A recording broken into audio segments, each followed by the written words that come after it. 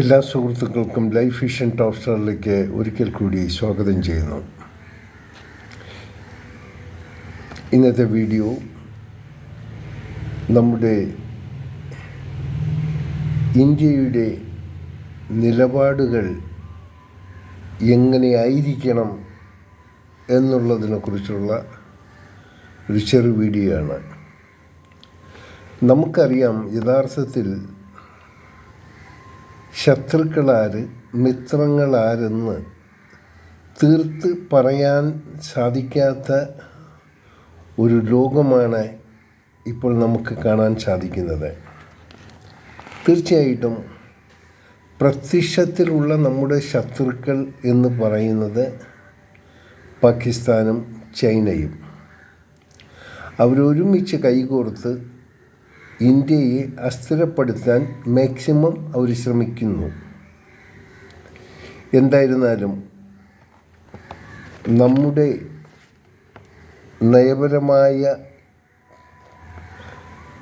ഓരോ ഇടപെടലുകളും അതിനെക്കുറിച്ച് വ്യക്തമായ ഒരറിവ് മിക്കവാറും ചില രാജ്യങ്ങൾക്ക് ഉണ്ട്. എന്നാൽ നമ്മുടെ അടുത്ത് സുഹൃത്തു ബന്ധം പുലർത്തുന്നു എന്ന് നാം കരുതുന്ന അമേരിക്കയിൽ നിന്നും പല സമയങ്ങളിലും നാം പ്രതീക്ഷിച്ച രീതിയിലുള്ള ഒരു കോപ്പറേഷൻ നമുക്ക് ലഭിക്കുന്നില്ല. അത് ഈ ഇടയ്ക്ക് നടന്ന തന്നെ അതിൻ്റെ പ്രധാന ഒരു തെളിവാണ്. നാം തീവ്രവാദത്തിൽ എപ്പോഴും ബുദ്ധിമുട്ട് അനുഭവിക്കുന്നവരാണ്. ഏത് സമയവും പ്രകോപനമില്ലാതെ നാം മറ്റൊരു അതിർത്തി ഭേദിക്കാൻ ശ്രമിച്ചില്ലെങ്കിലും നമ്മുടെ അതിർത്തി ഭേദിച്ച് നമ്മുടെ രാജ്യത്തെ അസ്ഥിരപ്പെടുത്താൻ ശ്രമിക്കുന്ന രാജ്യങ്ങളോടാണ് നാം യുദ്ധം ചെയ്യുന്നത്. അതിനിതുവരെയും ഒരു അന്ത്യം ഉണ്ടായിട്ടില്ല. ഇനി അതിനൊരു അന്ത്യം കുറിക്കേണ്ട സമയം അതിക്രമിച്ചിരിക്കുകയാണ്. നാം അതിനു വേണ്ടി ശ്രമിച്ചുകൊണ്ടേയിരിക്കും. വിജയം അത്ര ദൂരമല്ല എന്ന് നമുക്ക് സമാശ്വസിക്കാം. ഇതിൻ്റെ ഇപ്പോൾ നടന്നൊരു പ്രധാന കാരണം നമുക്കെല്ലാം അറിയാം. നമ്മെ നിരന്തരം ബുദ്ധിമുട്ടിച്ചുകൊണ്ടിരിക്കുന്ന ഈ പാകിസ്ഥാൻ ജനതയ്ക്ക്, പാകിസ്ഥാന് വേണ്ടി ഈ ദിവസങ്ങളിൽ ലോക ബാങ്കിൽ നിന്നും വലിയൊരു തുക വായ്പയായി ലഭിച്ചു.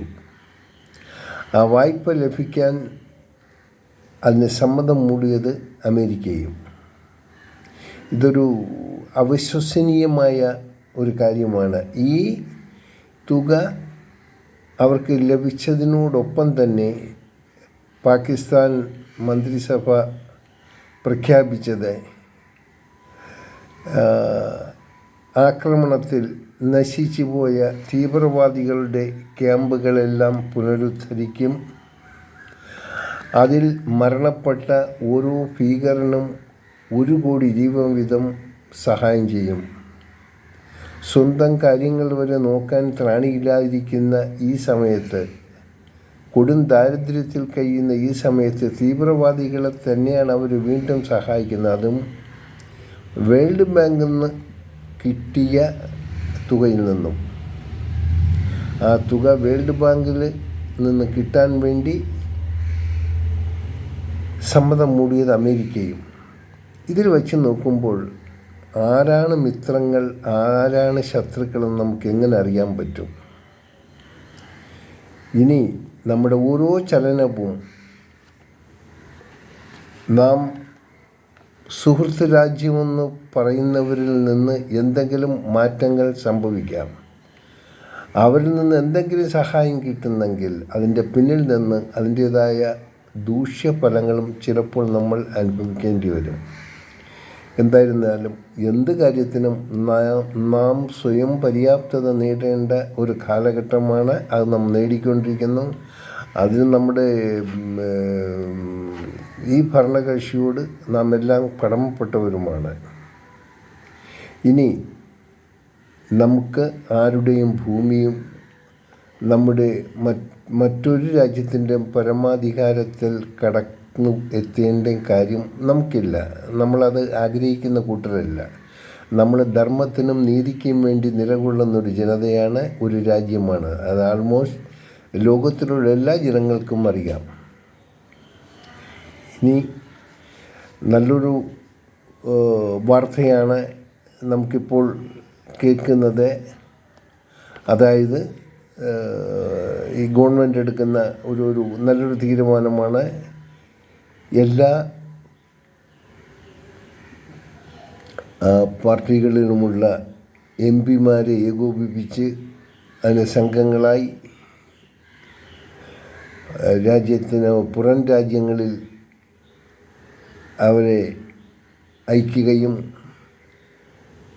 നമ്മുടെ രാജ്യത്തിൻ്റെ എത്തിക്സ് എന്താണ്, നാം എന്താണ് ആഗ്രഹിക്കുന്നത്, നാം സമാധാനമാണ് ആഗ്രഹിക്കുന്നത്, നമ്മൾ യുദ്ധമാണ് ആഗ്രഹിക്കുന്നത്, നമ്മുടെ കാര്യങ്ങളെക്കുറിച്ചും നാം അയൽ രാജ്യങ്ങളിൽ നിന്നും നേരിടുന്ന ബുദ്ധിമുട്ടുകളെക്കുറിച്ചും മറ്റുള്ള രാജ്യങ്ങളെ മനസ്സിലാക്കാനുള്ള ഒരു ദൗത്യ സംഘത്തെയാണ് നാം അയക്കാൻ ഉദ്ദേശിക്കുന്നത്. അതിൽ സന്തോഷിക്കേണ്ട ഒരു കാര്യം, കേരളത്തിൽ നിന്നുള്ള MP-മാരും ഈ സംഘങ്ങളിൽ ഉണ്ടെന്നുള്ളതാണ്. അതും നല്ലതാണ്. രാജ്യം ഒറ്റക്കെട്ടായി നിന്ന് ഇങ്ങനെയുള്ളൊരു തീരുമാനമെടുത്തത് വളരെ നല്ലൊരു കാര്യമാണ്. നമുക്ക് സന്തോഷിക്കാം. എല്ലാ പാർട്ടിയിലുള്ളവരെയും ഉൾപ്പെടുത്തിക്കൊണ്ടുള്ള ഈ ഒരു തീരുമാനം പ്രശംസനീയമാണ്. ഇനി നമുക്ക് നമ്മുടെ കാര്യങ്ങൾ നാം എത്രയും വേഗം നമ്മുടെ ആവശ്യങ്ങൾ കണ്ടെത്താൻ നാം തന്നെ ശ്രമിക്കണം. ആ ശ്രമം നല്ല രീതിയിൽ നടന്നുകൊണ്ടിരിക്കുകയാണ്. നമുക്ക് ഒരുപക്ഷേ മറ്റൊരു രാജ്യങ്ങളിൽ നിന്നുള്ള സഹായം കിട്ടും എന്ന് എപ്പോഴും നമുക്ക് വിശ്വസിക്കാൻ പറ്റില്ല. സാഹചര്യങ്ങൾ അങ്ങനെയാണ്. അതുകാരണം നാം സ്വയം തന്നെ നമ്മുടെ ആവശ്യമായ എന്തും നേരിടാനുള്ള ശക്തി നാം ആർജിക്കേണ്ടിയിരിക്കുന്നു.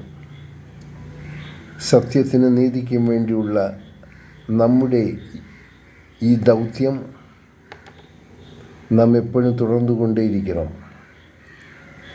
ഇനി നാം ആരെ സഹായിച്ചാലും അവരിൽ നിന്നും എന്തെങ്കിലും പ്രതിഫലം പ്രതീക്ഷിച്ചുകൊണ്ടല്ല, എന്നാൽ പ്രതിഫലത്തിലുപരി എന്തെങ്കിലും ബുദ്ധിമുട്ടുകളും അവരിൽ നിന്നും ഉണ്ടാകാമെന്നുള്ളൊരു കണക്കുകൂട്ടലും നമ്മളുണ്ടായിരിക്കണം. നമുക്കൊന്നും ആർക്കും പറയാൻ പറ്റില്ല യഥാർത്ഥത്തിൽ നമ്മുടെ ശത്രുവാര് മിത്രമാര്. ഒരുപക്ഷെ ശത്രുക്കളായിരിക്കാം നമ്മുടെ മിത്രങ്ങളായോ മാറുന്നത്. അത് is A part of political. എല്ലാവർക്കും നമുക്ക് നമ്മുടെ രാജ്യത്തിന് ഇപ്പോൾ ഉണ്ടായിക്കൊണ്ടിരിക്കുന്ന ബുദ്ധിമുട്ടുകൾ ഒന്നിച്ചെന്ന് ചെറുത്ത് തോൽപ്പിക്കണം. നാം സ്വയം നമ്മുടെ വളർച്ചയിലേക്കുള്ള പ്രവർത്തനം നടത്തിക്കൊണ്ടേയിരിക്കണം. ഈ ദൗത്യ സംഘത്തിന് എല്ലാവിധ ആശംസകളും നമുക്ക് നേരാം. കാണാം വീണ്ടും മറ്റൊരു വീഡിയോയിലൂടെ. ഞാൻ GK തുമ്പക്കാരൻ.